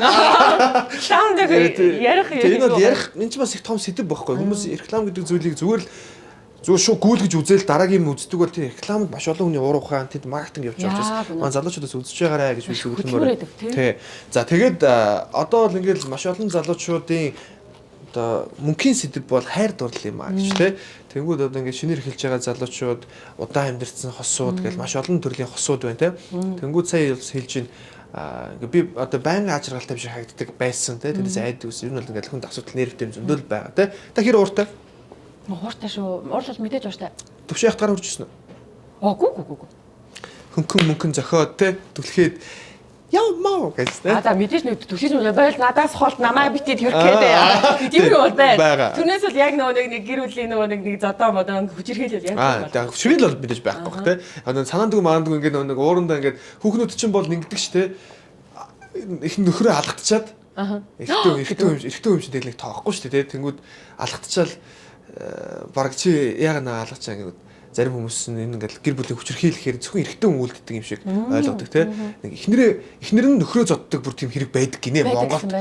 Үхрийн махаар зодж яж шиг тий ингээд сонь юмд гардаг байхгүй. Тэгэхээр ер нь та уурандаа ч юм уу төвшийнхийг алгадчихсэн ч юм уу тий. Ер нь та хоёрын хэрүүл маргаа хүндрээд эцтэй тулахтаа ямар мөчөд очдөг вэ? Тэр үед тэндээс гарах гаргалгаа нь юу вэ? Би бол төвшөөг яг тэгж толгой төрөөр нь бол гарч үрж үзээгүй. Нөгөө анханасаа ярихдаа заагаа тогтооцсон. Яг тэгэхээр өмнө нь дээр алдаа гаргаж ирсэн учраас өмнө айлал амьдралтай байж үтсэн. Тэгээд би өөрөө бас яг тэр нөгөө хэмжээ хязгаар хэтрүүл ямар аимшигтай болыг мэдэх учраас анханасаа л ярилцаж байгаа хэрэгтэй. Тэгээд би яг төвшөө тэр хооронд ярилцсан. Би ч гээд ах биш. Би тэр хоёул ярилцсан. Тэгээд асуудал яаж ч хүндэрсэн. Нөгөө нэг ам хэлээрэл ярилцгаж бид нар ч ам зэ хийсэн шүү дээ. Гэхдээ амьтнаас ялгарх юм дээ. Ярилцгаж тий. Тарих байна. Тэгэхээр тэр хэрвээ ухаангүй ч юм уу амгүй байсан бол нөгөө ойлголцохын тулд ингээ зүр арга очиад нь шүү дээ. Тэгээ тийм учраас анханасаа ярилцаад за ерөөсөө яаж асуудал хүндэрсэн ингээд одоо ноцтолтох ч юм уу бие нэгээ зохиох мохох тийм гимтэж үртэх тийм байхгүй. Бид нар анханасаа ам заяасан учраас ерөөсөө болон яаж игээл ярилцаж ойлголцсон гэдгийг маш сайн хоорондоо тохирсон. Битэш бүр анх гэрээ байгуулж ирсэн шүү дээ цаасан дээр. Бүр яг дихгүй ингэхгүй гэдэг бүгд юм шиг даа гараас хүмүүсгээ зурж мараад. Яг тэгэхээр нөө яг ингээл ингэчих юм бол буруудчихна гэж айсан учраас. За тэгээ гүзээ хааруултайгаан дотроо ингээл юу гэж жижиг сажиг юм болоод ингэвэл ингээл найс тааш нэг хуцаар яриад эсвэл ээж авраа ингээл ингээд тахгүй гэж тохирсон. Үнэхээр шаардлагаар тусламж хэрэгтэй болоод хүн ойр татны ээждээ хэлдэг ч юм уу те. Анханасаа ярьсан. Ерөөсө гэр бүлийн асуудлыг найс нөхдөд ингээл жаж гээд тахгүй гэдэг тохироо. Гарах хэрэггүй те. Тэгээд нөө тэгээ тохирсон учраас хүн чи яг өөрийгөө барьдаг хүн үнэхээр ухаантай. Хамгийн хүндрэлийн төвшин ямар байсан бэ? Гэдэг орилмоор болоод би бүр орилж исэн машин дотроо ингээд бүр ингээд бачимдаад гэдэг ингээ ойрлоод тэгээ бүр ингээ яач тэгсэн юмнээсээ яг энэ хүнийг гомдоох үг хэлж болохгүй. За жишээлбэл хараалын үг. Хамгийн балиар хараалын үгийг ингээд энэ хүн хэлчих юм бол хизээч мартахгүй. Тэгэл айгуул ингээд 10 жилийн дараа хоёр чинь чи намайг тэгж хэлж ийсэн гэл нэг тийм болно ш. Яг тийм чи би өөрөө бас тэгж гомдно. Хэрэг төвшөө намайг одоо муухайгаар хэлэх юм бол янхан ч юм уу те. Юм муухай үгээр хэлэх юм бол би бүр амар гомдоод тэрийг нь бараг жилийн дараа чсэн чи намайг тэгж хэлж ийсэн гэл ингээд одоо мартахгүй. Тийм учраас би тэрээрээ тохирсон юм яаж хүндэрсэн гар өрөхгүй одоо хараал ийцэн үгнүүд ерөөсөө хэлэхгүй. Окей яа дуусгая. Ингээд салъяа л гэж бодвол тэр үгнүүдээ хийцгээе. Тэгээд тэнгууд яг ингээд маргалдаал гэхлэнгүүд мэдээж салъя гэж бодоагүй шүү дээ. Тэгэхээр яг ингээд аваарал ингээд амар хэцүү болсон ч гэсэн дандаа ингээд нэг хязгаараа тавьцсан учраас яг ингээд өөрийгөө барьж чаддаг юм байлаа. Хүн чинь яг ухаанаараа л барьчдсан юм л шин ингээд яг амнаас үг гармаараагаа ч гэсэн ингээд барьдаг те барьдаг үеүл бас хүн байд тийм энэ хосууд чихлэг хүн уур төвчээрээ барьна гэдэг ч юм их тийм том ухаан юм шиг байгаа те. За тэгээд одоо жишээлбэл муудалцлаа энэ шалтгаан та хоёрын хувьд нэг хосуудын дунд нэг юм гараад нэг шалтгаан байдаг ш. Би яагаад н одоо зүйлийн тухай яриад байгаа гэхээр одоо влог хийдэг те хүний өмнө хүмүүсийн одоо олонний өмнө байдаг дээрээс нь эсвэл одоо хосын жураа гэдэг ном гарлаа гэх мэтчлээ энэс улбаалж би асууд. Тэгэхээр одоо шалтгаан яг юунаас болж та хоёрын ер нь ашиглах ч юм уу те тэр зүйл гарч ирээд байна. За нэгдүгürt ойлгомжгүй байдлаас болдог. За. Манай монгол хүмүүсийн нэг юм суур зам бий. Тодорхойгүй яг яах гэдгийг мэддэхгүй. Одоо нөгөө гарч орж мөрөхдөө эсвэл одоо хийж байгаа юм уу маа яг яах чагаа хажууд нь хэлдэггүй. Энэ маань ингээ ойлгочих واخ ч тийм үү ингээ юм болгоно нэг ярьдгүү. Тэрнээс болоод ингээ жижиг сайж үйл ойлголцол бий болоод ингээ явсараад хоорондоо нэг сайн ярилцаагүй эсвэл хоёр тал завгүй ажилтаа явж мавал ингэсээр гал яг юм хүндрэхээр ерөөсөө сайн ярилцаагүйгаас болж л түнэ асуудал үүсдэг. Яг нэг тодорхойгүй байснаас болоод би жишээлбэл тодорхойгүй ингээл гарч явал оройж явж байгаа л ороод ирвэл хинжил гайхна тийм. Хаавар явчаад ирж байгаа нөөд нь юу жилэхгүй байгаа тийм л тийм. Яг л тэрэн шиг нөө юу бодож санаж юуг яагаад үйлцэн гэдгээд нарийн ярихгүй. Тэгэл ингээл чимээгүй ингээд би болохоор дотроо ингээд бараг ухаанаараа ингээл зөвшөөрөм намайг ойлгочих واخ чи тийм үү ингээд тэгт яг өндөө төвшөж шаад өөр ертөнцтэй өөр тарихтай хүн чинь яг намайг миний дотор орсон юм шиг ойлгохгүй шүү дээ. Тэр зайшгүй би төвшөд өөрийгөө энэ дотроо яа юу бодоод ингэж үйлцэн яагаад тэр нь тэгж хэлсэн ч гэдэг юм. Тэдрийг нарийн хийхгүй бол төвшөнд яг начиг сэтгэхгүй байгаа учраас тэгэл ерөөс яг иймэрхүү юмнаас маргаан үсэл тодорхой байгаагүйгээс л тийм тааламжгүй юмуд бий болол. Тэгээ ингээд хоримтлэгдэж явсаар агаал хооронд ярилцахгүй яваад л улам л хэцүү болоод. Тэгэл ерөөсөө нэг ингээл бачимдал уур ингэж гарах тийм юу болчиход байгаа байхгүй. Одоо хэдэн жил болж байгаа юм бэ төвшөх те? Гэр бүл болоод 6 жил гарсан юм уу? 6 жил гарсан. Ер нь одоо юу гэдгийг нэг ингээл нэг нээлттэй хосоод идэг ч те. Энэ тийм ямар гоё одоо залуу вэ гэлтэй ямар гоё бүсгүй вэ гэл ингээл биендээ ярьдаг. Ань тийм биш тэ энэ гэл ярьдаг те. Та өөрөө эрэхтэй өнөө хөөрхөн гэж харж ирсэн үү? Үгүй шүү дээ. Төвшөө тэр энэ талаар чинь бүр влог хийжсэн шүү дээ. Тийм үү? Танаа бүр найз чинь миний краш болоод. За. Танаа найз Гана гэдэг шүү дээ YouTube channelтэй тий. За. Би нөө санаандгүй яжгаад нөө чиний орсон танаа гэрт очдөг тэр влогийг үзлээ. Гана гамбил. Энэ дашрамд хэлгээд хэлчихье. Энэ дашрыг. Гамбил тэр нөө влогийг үзчихсэн чинь танаа гэрт очлоо. Тэгээ би нөө тэр үед яагаад чи нөгөө нэг зөвүү яриагийн хөтлөгч ингээл амар гоо асуулт асуудаг тий. Айгу онцгүй залуу юм байна гэж би ойлгоцсон. Ингээд нөө юунууд энэ хүмүүсийн тэр комментэр тэнийг юмч дүгнсэн байгаа байхгүй. Одоо их тэр шиг намайг тэгж дүгнсэн хүмүүс зөндөл байгаа. Тэгээд би нөө хүмүүс ингээд доор нь чи яагаад ингэсэн юм ингээд чамааг ингээд янз янз шүүмжлээ хэвчээ. Би тэг хэрэг бас ингээд амар нөлөөлсөн байгаа байхгүй айгу муухай. Тэгээд би тэр влогийг үзсэн. Тэсэн чи ингээд танаа гэрт очиод тэгэл чамтай юм мараад би танаа аав ээж үзээ одоо гэрийнхний чи харж мараа тэгээ танаа тэр гэр бүлийн харилцаа гарсан чинь үнсэж мүсээд би бүр вау одоо танаа аав чинь чамаа гарах чи ээж чинь үнсэж ийлээ шүү дээ. Тэгээд ингээд танаа гэр бүлийн байгаа байлаа би чамааг шууд 100 өөрөөр үнэлсэн. Тэ чамайг дараа нэг маа нэвтрүүлэгт орох уу гэдэгт нь би ингээл амар зуртай зөвшөөрж байгаа байхгүй. Тэрний өмнө л чамаас амар айгаал энэ залуу ингээл амар ингээл хутга асуулт гэдэргээ бодцсон. Тэгээ би тэр влогийг үзчихээ тэр нэг гамбилгуунийг үзчихээд энэ найз нь ч гэсэн аюу зөв бодолтой юм байна. За энэ хоёр ингээд аюу дажгууны ингээд залуучууд юм байна гэж бодцсон. Тэгээ нэг гамбилгууны өргөжлүүлээ блогд энэ үзээд надад гамбилг аюу царайлаг аюу мундаг залуус нь гэсэн байхгүй. Тэгээ яг тэр үнийг би төвшөөд ярихгүй юу. Энд чи энэ залуу байнаас YouTube channel хийж хартаа мартаа гэл. Тэгээд тэсэн чи төвшөө тэр үед хараал өнгөрсөн. Тэгээ дараад нь би тэр влог хийгээд чиний краш юм бэ, миний краш юм бэ гэд 10 одоо Монголын краш хүмүүсүүдээ ингэж хэлсэн байхгүй. Тэгээ тэрэн дээр нэгт нь би гамбилгуунийг хэлсэн. Тэгсэн чи төвшөө энэ бүр нэгт ороод байгаа. Үгүй энэ бүр нэгт юм уу гэд. Тэгээ өөртөө харьцуулаад дараа нь бичлэг дууссан чи надрах уу барыг шараа штэ тий. Яг ингэж яг юун таалагдаад байгаа гэж асуу. Энэ мэтчлэг битээр бол нээлттэй байдаг. Тэгээ яг энэ залуу бол царайлаг юм байна. А энэ айгүй тийм хүн татах юм нэг харизматай юм байна гэл те. А энэ залуу тийм байл гэж чөлөөтэй ярьдаг. Чөлөөтэй нээлттэй байвал илүү бас амар байдаг бах те. Амар байдаг тийм. Одоо ард нь мэдээж нэг жижигхэн ингээд нэг жоохон нэг эвгүй мэдрээс нэг хартах гадгаа ч шиг нэг юм байна тийм. Жоохон байх бах те. Тэрийг л одоо нэг буруу зүйл биш гэдэг нь өөрөө дотроо ойлгож ивэл тэг заавал хүндрүүлээд байх шаардлагагүй асуудал шийдчихдэг байх. Тэр чинь нөгөө хоорондоо тийм чөлөөтэй байж нэг тэр хүний хажууд нэг хүснээрээ байх тэр боломжийг олохгүй бол бүх юм одоо би жишээлбэл одоо чамтай ингээ хосоологч чиний би тархийг базаж чадахгүй шүү дээ. Чиний юу бодохыг чамд ямар эмхтэй таалагдах би базаж хийж чадахгүй шүү дээ. Тэгэхээр тэрэн дээр амар одоо эрэгтэй эмхтэй хүмүүс алдаа гаргаад идэх байхгүй.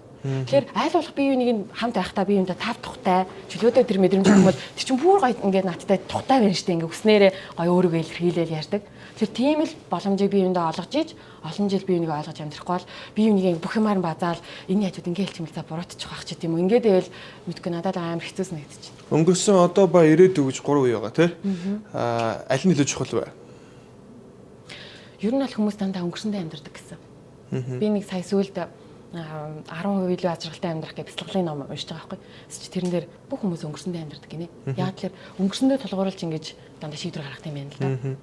Нэг юм тохиолдолд өмнө яг тэр юм тохиолж исэн бол өмнө чинь нэг ингэжсэн да заад энэ удаа ингэчтэй юм л үгүй. Дандаа хүн өнгөрсөн амьдралаа бодож амьдарч юм байна. Бяцлагал хийдэг одоо энэ мундагууд яаж одоо тухайн цаг мөчтөө те энэ очныг мэдрээд хоолноос кайф аваад ингэж тэд нэр одоодоо амьдарч чадчихийж одоо гэдэг зүйлийг мэдэрч чадчихийж яг одооны пивны амт яг одооны хоолны амт одоогийн гоё ярианаас авах кайф гэл бүх юмнаас ингэ яаж байгаа л мэдэрч чаддсан юм байна л да.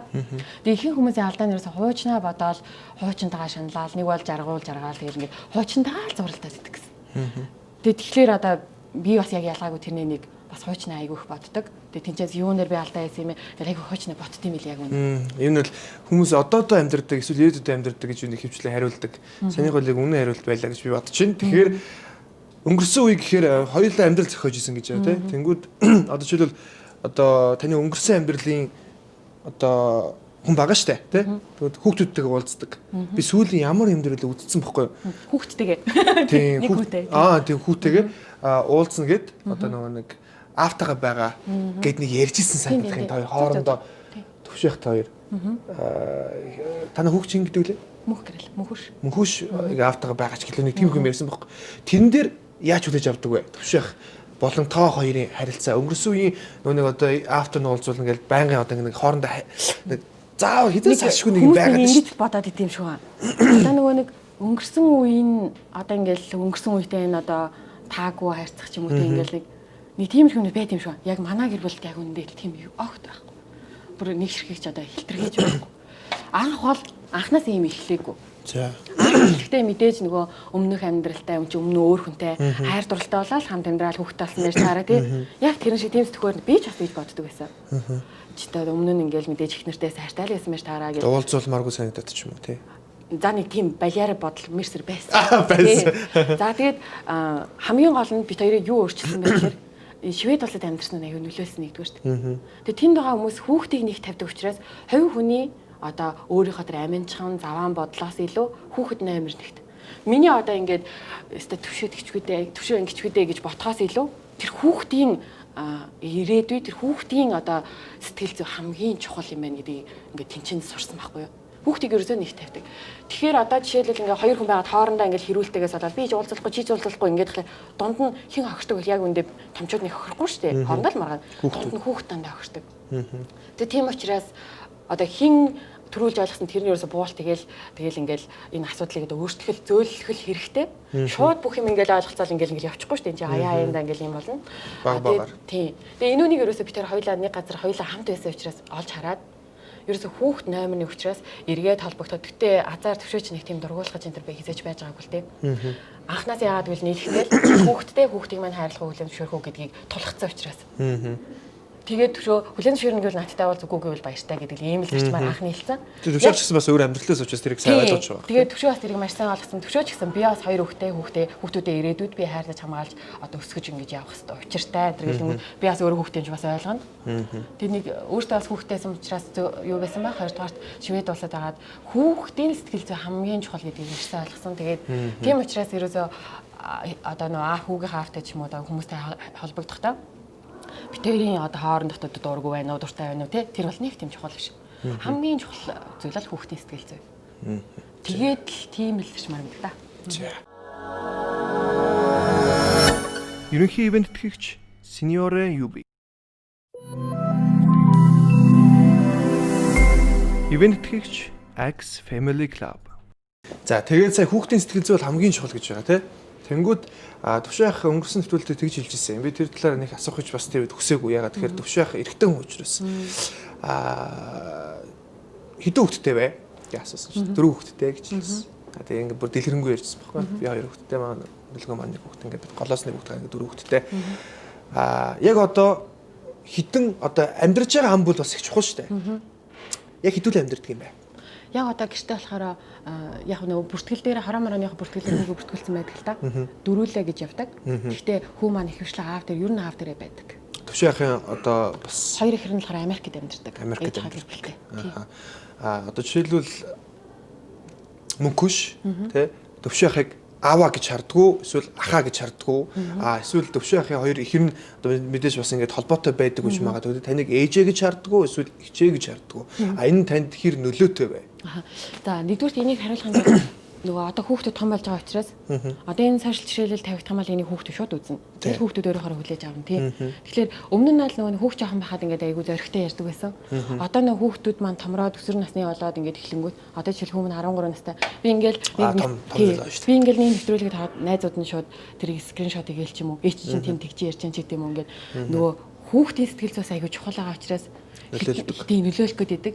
Тэгэхээр би бол энэ сэдвээр нэг хоёр удаа зоригтой одоо хүлээлгийн өрөө гэдэг подкастн дээр би маш дэлгэрэнгүй ярьсан.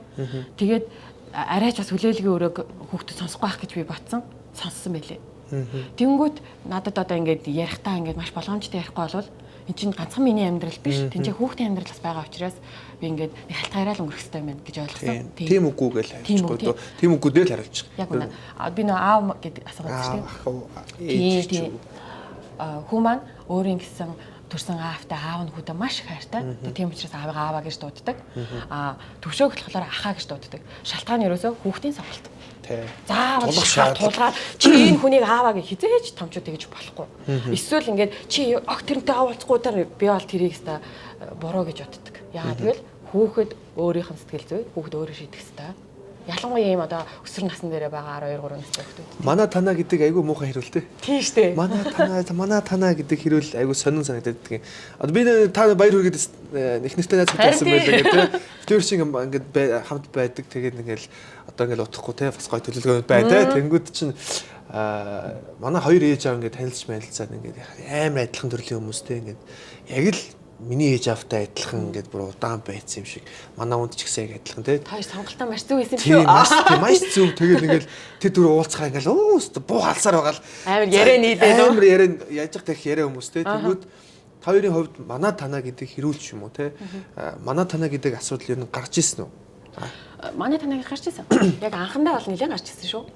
Яг анх нөгөө нэг яг бүр ингээд нэг суух хэсгийн тодорхой гэдэгт хамт амьдраад идэг шүү дээ. Яг суух гэдэг юм яах гэдэг ямар ч хамт амьдраад байгаа. Гэхдээ л нэг бие биенийг ингээл бас нэг зааж инүүдээ би яг амьдрах уу гэдэргээл нэг юм бодол хийдэг шүү дээ. Эхний одоо яг амьдарч явах үед тэр үед бол тийм бодол байсан. Тийм хэрүүлж байсан манай танаа. Тэр манай танаа гэдэг хэрүүлийг хин дуусах вэ гэхээр бид хоёр өөрсдөө л дуусгах. Өөрсдөө эхлүүлэн тий. Тэр нэг нөгөө манай танаа гэдэг үгээ үгсийн сангаас түрээ авч хаяах нэг бол тийм боломж байна. Эсвэл болвол өөртөө яг нөгөө нэг амьдралаа толгой мэдээ шийдвэр гаргаад авах хэрэгтэй юм лээ. Аль болох шийдвэрүүдийг яг өөртөө яа тэгвэл одоо та хоёр жишээлбэл яг хариуцлага бүх өөрнө штэ. Чи ямар нэг шийдвэр гаргаад эргүүлээд өөр дүнгийн танаа гэр бүл чи л үүрнэ. Тэр танаа ээж авт хадам ээж авч юм биш. Яг тэр зарчмаараа хоорондоо ярилцаал тэгэл ерөөсөө яг ямар нэг шийдвэр гаргахад өөрөх эргээд ирэх хариуцлага битээр дээр ирэх учраас чи битээр л яг толгой мэдээ шийдвэр гаргах хэрэгтэй юм байна. Аль аль талаас нь ээж нар маань санаан зовоод одоо нэг тэгчээчтэй ингэчээстэй гэж мэдээж орж иргээл тэгнэ. Тэгэл одоо ингэчүүл дээр юм шүү гэ. Тэгэнгүүт нь хоёр талаас хоёр ээж ингээл зөвлөгөөнүүд орж ирэл ингээл дөрвөн хамт амьдрах гэдэг юм шиг тий. Тэгэнгүүт нь аргагүй шүү ээж нар санаан зовоод өмнө нь ингээд нэг алдсан. Хоёр дахь ингээд амьдрал нь бүтлгүүйтчихгүй дээ гэж санаан зовоод. Тэгээ ерөөсөө битээр гаргасан шийдвэр. За, окей, ээж нараа мэдээж хайрлан хүндэтгэн. Гэхдээ ээж нартай ойлгуулж хэлье. Энэ амьдралыг бит хоёр л амьдрах байгаа. Бит хоёр л өөрөөр харьцуулга үрнэ. Тэр ээж аав нартай хэлчихье. Тэгээ ээж аав нартай бит хоёр хэлсэн. За ээж одоо ингээд тэрийг бит хоёр өөртөө шийдчихье. Одоо ингээд битээ орж ирээрээ. Тэгэл дүн ихэндээ мэдээж дургу хүлээж авна. Гэтэ юу вэ? Би чамаа төрүүлсэн чи яагаад? Тэгэл араас нь багсах ингээд та хоёр өөртөө л мэддэг ч өөртөө л мэддэг гэдэг юм ингээд хөөр гондож бондол. Тэгээ явандаа ингээд сүлдээ хүлээж шүрцэн дараагийн удаа ингээд явцын дундаа ээж энэ. За та хоёр яаж шийдэх гэж юм нэдэргээл амьдралд оролцох нь багасаад эхэлдэг. Тэгэхээр нөө яг өөрөө өөртөө толгой мэдээж шийдээд тахлаар нэг танаа манаа гэдэг хэрэг харьцангуй бага болд юм шиг надад анзаарчихсан. Би одоо жишээлбэл тэр нь санхүүгийн хувьд бүр ялангуяа. Тийм. Одоо ингээд санхүүгийн хувьд одоо нэгтлийнх нь аав ээж нь тусалсан ч юм уу те нөгөө талаас ингээд за тэр чинь л өстой нэг танаа манагийн хэрүүлийн маргааны гол юм болох гээд байдаг. Тэгэхээр өөртөө л амьдралаа өөрөх хэрэгтэй. Өөртөө л өөртөө үгүй бүр хоосон хэлсэн ч хамаагүй. Төвшөө дээр чинь ерөөс хоёрын чимдаан жирэл Америк юунд Шведэд очиод тэр хоёр чимдаан чинь 2 3 бондгор юм болоод ингээд өөртөө л өөртөө ингээд юмнуудаа бий болгосон. Ингээл одоо манай гэрт жишээлбэл хүмүүс хараад гэрээсээ гой төгчүүлжээ л гэдэг байгаа. Яг үндэ ингээл авсан зурагтай тэг компьютераар бүх юм бүр ингээл эртнээс нэг нэгээр цуглуулсан юм байгаа байхгүй. Тэгээд өөртөө бүтээчихлээр ээж аав нар барахнуул болохоос ш амьдралд оролцоо. Тэгээд тахгүй за энэ хоёр чаддсан юм аа гэд ингээд зай авалгачдаг. Тэгэхээр санхүүгийн хувьд бас маш хараат бус байгаарэ. Тийм байна. Одоо жишээлбэл манай хүмүүстээр ингээд байж гот хоёр талаас хоёр ээж хоёр яг нэг амных нь ингээд бас хүүхдүүд гэж байдаг шүү дээ. Ер нь л одоо манай хатан байж хоёр ч гэсэн хүүхдүүд бүгдийг ингэж аимшиг хайрладаг. Манай ээж өөш гэсэн яг тэгдэг. Тэнгүүд ингээл манай ээж бууц хийж өгөөл те идэрээ гээл мах авчирч өгөөл тэнгүүд манай хатан байж хоёр өвлөө идчихсэн мах ав гээл ингээл те эсвэл ингээл төмөс ингээл авчирч өгөөл тэгэл айл талаас нь ингээл ерөөсө бөө сэтгэл орж ирээд за ястой ингээд те амар гоё байдаг хөөе. Тэгэхээр тэр хүмүүсийн сэтгэлийг бол үргэлж нөгөө нэг авах хэрэгтэй тийм. Тэгтээ нөгөө битүүрд бол хэзээ ч манай тана гэдэг зүйл гарахгүй шүү. Ингээд яг хоёр талтай юм дотн ингээл ярьж идэг юм болохоор бас нэг бол энэ гоё мэдрэмж юм байна те. Яг Монгол хүмүүсийн Монгол гэр бүлийн онцлог шүү. Тийм онцлог тийм. Тэгээд хорим хийхээс өмнө бэр гойсно уу? Яг хоримынхаа өдөр бэр гуйгаад шууд хормайцсан. Тийм үү. Тийм. Ер нь одоо жишээлбэл арай өөр өгдөг ч тийм монголчууд хийдэг. Урьдчилаад хийдэг. Яг тэгээд нөгөө нэг хүний нутагт бас мөнгө төргөө цогдуулаад бид тэр чи яг үндэ хүмүүс харахад гоё харагдаж байгаа юм шиг боловч амар нариулж цоглуулсан хүмүүс байхгүй юу? Одоо цоглуулж сурсан. Тэхийн тулд чинь зөндөө олон санхүүгийн юмнууд байна. Дандаа ингээл яадаг аль болох хэмнэх талыг бодоод тэг ямар сандаа бэр гуйгаа тустай ингэж хазаа хөрмийнхаа өдөр л яач. 0 угаах гэдэг тийм муухай ажил юм уу?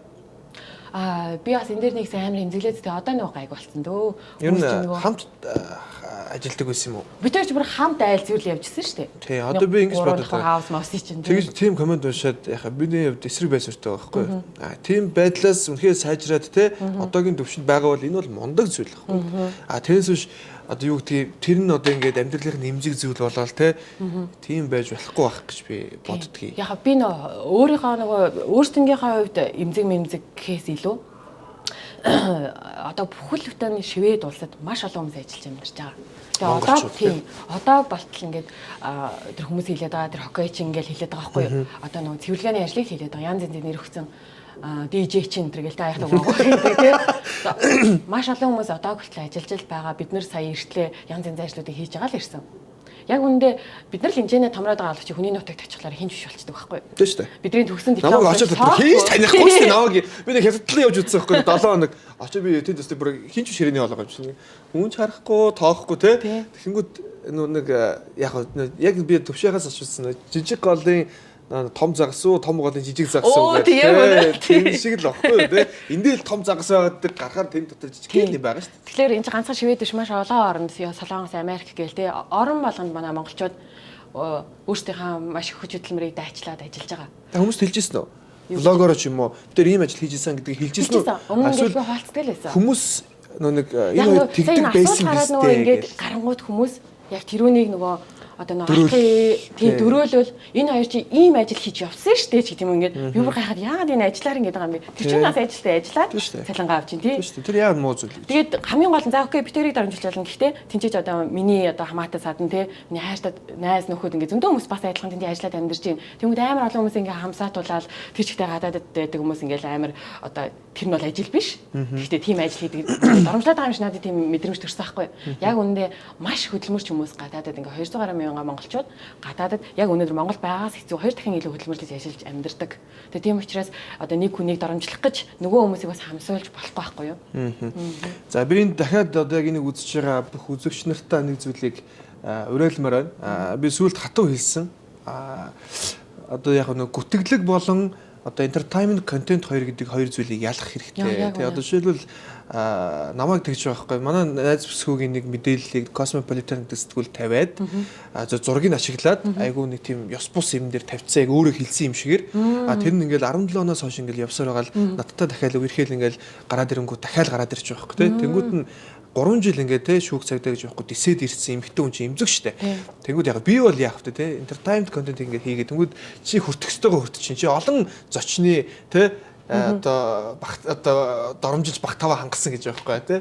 Тэнгүүд яг энэ дээр олон зочны те одоо асууж байгаа асуултанд тэр хүмүүс хариулаад эрэг болоод гарч исэн тохиолдол ч байдаг. Тэгэхдээ одоо карма те ингэсэн тэгсэн гэж яриад байгаа хүмүүс талгээд контент гэдэг бол өөрөө сонирхолтой байдлаар бас өөр ингэсэн онцлог дүр төрхтэй байдаг юм аа. Амьдрал дээр би одоо зүгээр хүнтэй тааралдангуудаа чи тэгдэг байсан гэж асуухгүй шүү дээ те.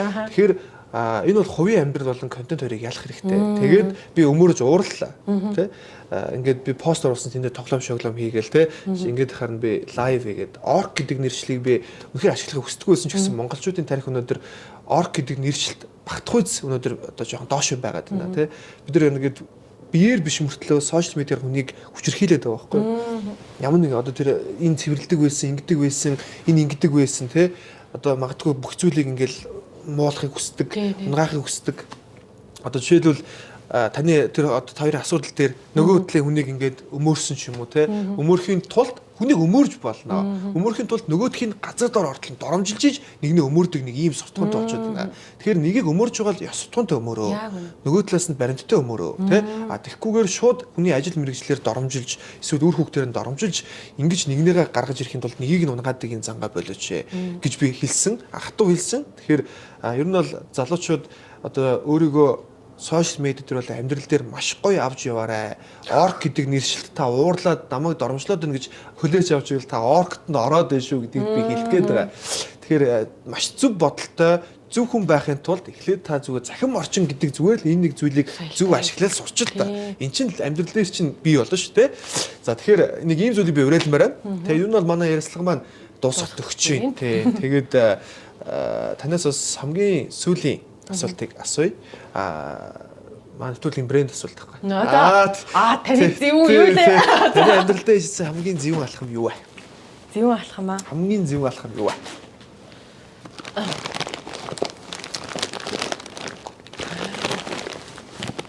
За төвшөөтэй суусан л юм да. Тийм байна. Хүн болгонд өөрөөр хэлдэг. Тэ төвшөөтэй сууснаас хойш хамгийн зөвүүн байсан зүйл нь юу вэ?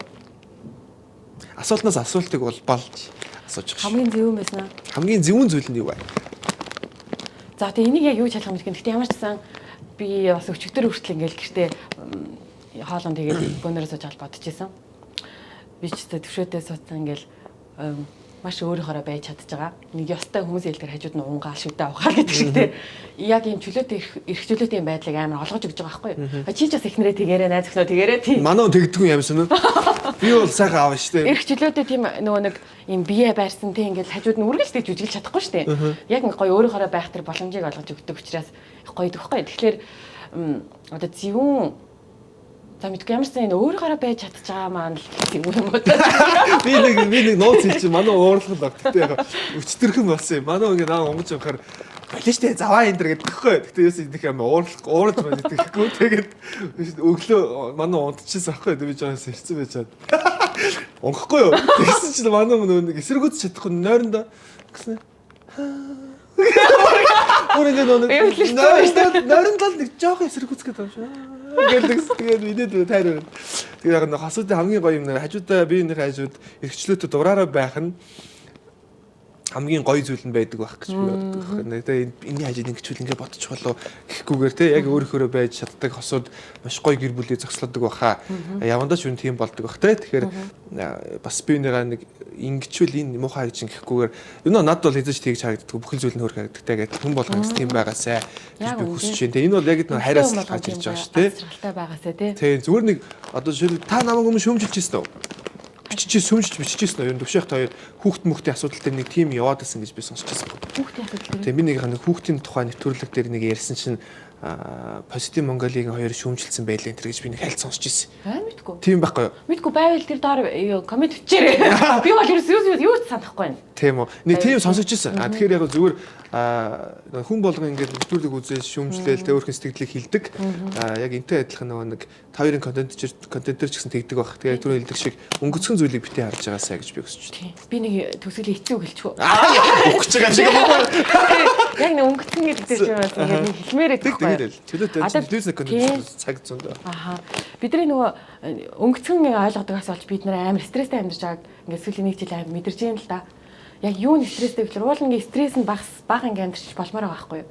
Зүгээр яг юу нь өнгөцөө гэхээр бид нэр хүний хүн талаас нь хүн чанараас нь юм уу хүн талаас нь хардггүй дандаа өнгөц талаас нь хардгаас болоод бид нэр тэр өнгөцсөн тааруулж одоо унах машин өмсөх хувцас те одоо ингээд идэлэг хэрэглэх бүх юмдаа өнгөцөд зориулж ингэж амьдардаг болсон. Яг энэ зөндөө олон орнууд юм байгаа бах. Гэхдээ манай Монголоос энэ дэндүү их байгаа байхгүй юу. Тэгээ тэрнээсээ болоо өөртөө амар ятардаг. Яг тэр өнгөцтөн зориулж тэр машиныг болгохын төлөө тэр одоо зүйлийн болгохын одоо юмыг өмсөхийн төлөө ингэж ажиллаж амьдраад байгаа учраас одоо энгийн нормал амьдрах хэрэгтэй байсан амьдрал дээр хэд дахин стресс, хэд дахин санхүүгийн ачаал нэмж хайчингууд нөгөө байх хэрэгтэй амьдрал нь амар жоохон аз жаргалгүй амар стресстэй дарамт болчиход байгаа байхгүй юу. Дааж чадчихвал одоо хамаалга шүү дээ. Тэрийг даад санхүүгийн бохимдаад тэгээд тэрэндээ бохимдаад одоо сошиалэр шахах юм. Ямарсаа бүгд амар бохимдолтой бохимдлын дийлэх шалтгаан нь бол амар их өнгөц үзүүлж амьдардаг учраас надад тэр амар би ч хүртэл ингээ заримдаа энийг мэдгэд яг тэр темпэнд нь орсон ингээл үзүүлэх гээл хичээсэн явж байгаа. Заримдаа тэрэндээ амар ядраад яг ялгаагүй би бас нэг ширхэг нь байна л да. Тэгээ тэрэндээ амар ядардгийг бол амар ойлгоод байгаа учраас бас үзэж байгаа хүмүүс байвал бид нар бие бинийгээ өнгөцөөр биш яг хүн талаас нь ингээд хараад өгнөд ах юм бол магадгүй ингээд бие биенийхээ стрессээс ингээд нэг яахан хөнгөлчих юм шиг санагдаад байгаа байхгүй. Тэгээ нэг жоохон манай монголчууд стресс багтай байвал бас сүүлд гомдсон уу та ер нь? Яг сүүлийн асуудал дээр гомд уйлдаг дээр гомдоод те ер нь энэ монголчууд бол өстой тэний хүмүүс юм байна гэж гомдсон. Яг нэг хэсэгэн зур гомдсон. Тэгээд хөрхөдөө нөгөө нэг юм чи ингээд нэг тэрхэн 7 хоногт нэг хэцүү байж байгаа. Тэгээд хүн чинь шал өөр болоод ингээд өөр юм бодож байна. Мартаглал явчихдаг те. Тэгэхээр тэр нь бол тийм. За баярлалаа. Тэгээд өнөөдрийн маань нэвтрүүлэгтээс их олон бас ивент гэгч олон ч байх юм те. Манай одоо хамтардаг хүмүүс байгаа юм л да. Одоо Ax Studio байна, Zebra International байна те. Мөн одоо ингэ Senior UB гэдэг те. Одоо энэ Pijaki маань одоо ингэ маш гоё хийж өгдөг те. Энэ газар маань байна. Хийж өгдөж байх юм бол ингээд авчираад зардаг тийм одоо дэлгүүр байгаа байхгүй. Тэгээ Senior UB гэдэг. Тэгэхээр энэ олон газрууд бол бас баярлалаа гэж би хэлмээр байна. Тэгээд танд бас их гоё гарын бэлгүүдийг өгсөн байгаа. За баярлалаа. Энэ чипсийн дотроо байна. Ой яг тийм. За энэ ингээд тафлын чипс. За энэ маань байна. Энэ маань байна. Тэгээ паприкагийн шин төрөл нь. Тэгээд энэ гоё бичэн байна. Жим барьдаг уу та? Үгүй. Diamond Cola. Тэгээд энэ вау. Энд ирүүл хүсэл баг Хүс шүү. гэдэг нөө юу ах шиг байна. Тасаа мэдгүй. Удаа болоод тийм. Энэ аим биг цаа. Энд одоо шууд идчихдэг. Оо энэ манад байгаа. Энэ шиг буцалгаад идчихдэг. За ингээд энийг танд бэлгэлж байна. Zebra International. За баярлалаа. Таатай манай нэвтрүүлэг гэсэн. За дахин байгаа. Оо за. Энэ бүр тань таалагдсан. За Ax Family Club гэдэг Ax Studio байсан байхгүй одоо энэ өсчин байсан. Өсчин байсан тийм. Тийм одоо бол илүү тийм барбар биш. Энэ бол мөн ч илүү наснаа сайн мэдхгүй шүү. Тэгэхээр энэ бол Ax Family Club гэдэг шинээр нээгдсэн байгаа. Тийм тэгэхээр дотроо маш олон зүйлтэй болсон. Бассейнтэй, фитнестэй, өсчинтэй, маникюртэй, педикюртэй За тэгээд тэр болсон юм шүү тийм тэгээд одоо 300 сая төгрөгөөр үйлчлүүлэх Үу. эрхийг ингээд хэлж байна. Вау. Тийм ер нь бол маникюр педикюр тэр ороод эсвэл үсээс суулаад ч юм уу те. За тэгээ баярлаа. За ингээд энэ бэлгийг хэлж байна. За тэгээд өнөөдөр нөхцөлд маань ирсэнд баярлаа. Тийм тэгээд бас их олон цаашдаа олон контентыг хийх баг 2021 оны бас ер нь ганц 2 хоног зухас төлөвлөгөөг сонсоо тэгээд хоёлаа яг ажиллагаа тусах. За одоо нэг хилчлэр хийж чадахгүй байх амар хэцүү. Ямар ч 2021 онд манай хоёр дахь ном гарна. Аа за. Тэгээд юу яана? Одоо энэ нэг ярьж байгаа цуврал кино зохиол маань дуусчихна. Тэгээд дуусангоо тэрний зураг авалт нь эхлэх ба. Яг сүүлийнх шүү. Яг сүүлийн асуулт шүү. Саяны эхний номноос хэдэн төгрөг болсон бэ? Саяны эхний номноос яг нийтдээ хэдэн төгрөг гэж бол хэлэхэд хэцүү байна. Юу яасан? Ном маань 16 мянган хувь хэвлэлтэд зарагдсан. Нэг шиг 20 мянга шүү дээ. Тий. Гэтэ нөгөө бодоод комент хийчихээ. хэвлэлийн зардал болон нөгөө нэг дэлгүүр дээрд байршуулах зардлууд хувьд нь авдаг. Тэгээд тэр бүхнийг хасагдаад бусадаас нь гарч байгаа зардлууд асах юм бол үнэлгээ нь гараад ирнэ. Нэг 50% бол ашиг байх шүү дээ. Тий. Тэгээд ном маань бол өнгөрсөн онд бестселлер болсон. Аа. Тий. Тэгээд одоо энэ дараагийн маань ном болохоор арай өөр төрлийн. Гэтэ бас яг адилхан хосуудад зориулсан ном байгаа. Аавч уншлаа. За тэгэхээр би яг яана уучлаарай. Бясан жараа болон бэлгийн тавьчихна байсан. Би тэгж бодсохгүй. Би авч амтсангүй дараа таа өгнө. Яа тэр шинэ хассан болсон шүү дээ. Гэр маань нэвтрүүлэг бол өгдөг нэвтрүүлэг нэг авдаг нэвтрүүлэг биш. Тэгэхээр өнөөдөр маань зөвүүн ток шоутай хамт байсан бүх үзэгчнэртэй баярлалаа. Тэгээд бас өөрчлөгдсөнөөс хойш 2 дахь дугаар маань хийгдэж байна. Тэгээд 2021 он яг гарсан дараа нэвтрүүлэг засагдчихж байгаа учраас 2021 онд нь маш том амжилтыг хүсэж байна. Тэгээд зөвүүн одоо ток шоу гэсэн YouTube channel дээр бас subscribe дараад эсвэл одоо page дээр маань бас дагаад live хийх учраас ингээд энэ бям гараг болгоны орой 22 цагаас нэвтрүүлэг маань гардаг байгаа шүү. Тэгээд хамтдаа үзэгчтэй бүхэнд баярлалаа. Honesty-ийн сууж байгаа бүх операторд баярлалаа. Та нар царайлаг биш ч гэсэн хөөрхөн залуучууд шүү. Баярлалаа. Ингээд дараагийн нэвтрүүлгээр уулзъя. Баярлалаа.